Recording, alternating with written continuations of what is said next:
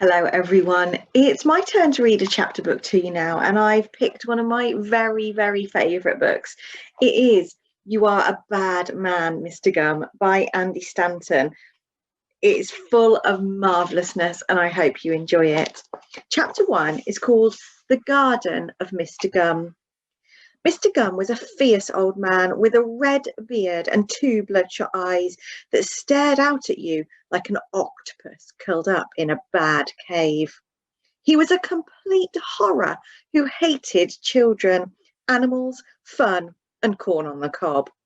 What he liked was snoozing all day in bed, being lonely, and scowling at things.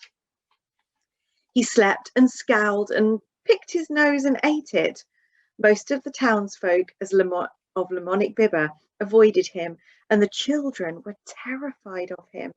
Their mothers would say, "Go to bed when I tell you, or I'm going to tell Mr. Gum and he'll come and shout at your toys and leave slime on your books." That usually did the trick. Mr. Gum lived in a great big house in the middle of town. Actually, it wasn't that great because he had turned it into a disgusting pigsty. The rooms were filled with junk and pizza boxes. Empty milk bottles lay around like wounded soldiers in a war against milk. And there were old newspapers from years and years ago with headlines like "Vikings invade Britain" and "World's first newspaper invented today." There's a little picture there, look, of all the milk bottles scattered around on his floor. Insects lived in the kitchen cupboards. Not just small insects, but great big ones with faces and names and jobs. Mr. Gum's bedroom was absolutely grimsters.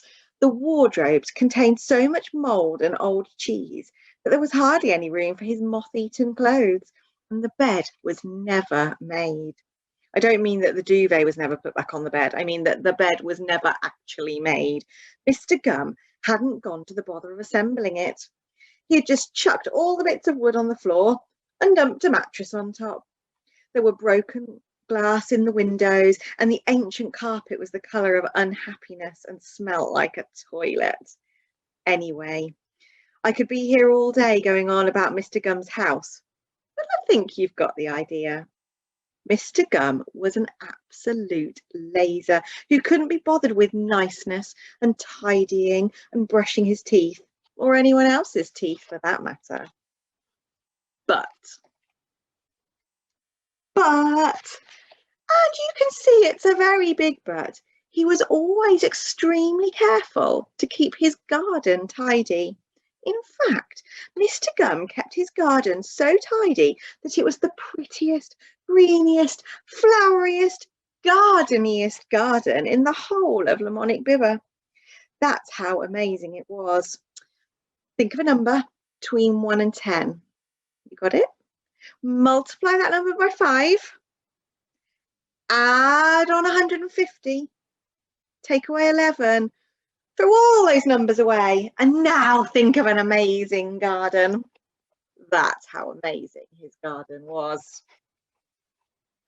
Whatever number you started with, you should now be thinking of an amazing garden. And that's how amazing Mr. Gum's garden was. In spring, it was bursting with crocuses and daffodils. In summer, there were roses, sunflowers, and those little blue ones, whatever they're called again.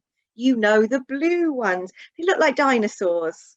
Anyway, there were tons of them. In autumn, the leaves from the big oak tree covered the lawn, turning it gold like a gigantic leafy robot. In winter, it was winter. No one in town could understand how Mr. Gum's garden could be so pretty, greeny, flowery and gardeny when his house was such a filth tip. "Maybe he just likes gardening," said Jonathan Ripples, the fattest man in town. "Perhaps he's trying to win a garden contest," said the little girl called Peter.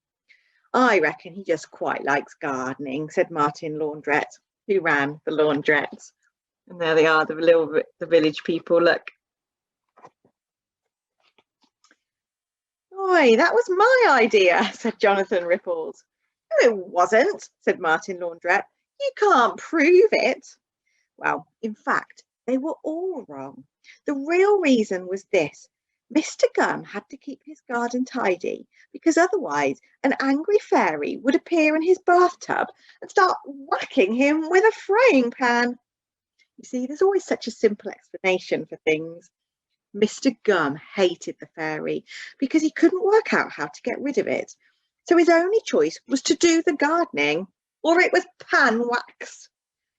And so life went on in the peaceful town of Lamonic Bibber.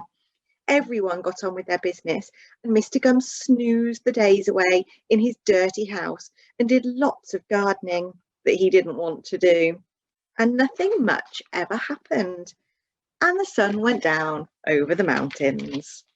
The No, it's not the end. Sorry, I nearly forgot. Something did happen once, and that's what this story's about. Do apologise. Right, what was it? Oh, of course. How could I be so stupid? It was that massive whopper of a dog.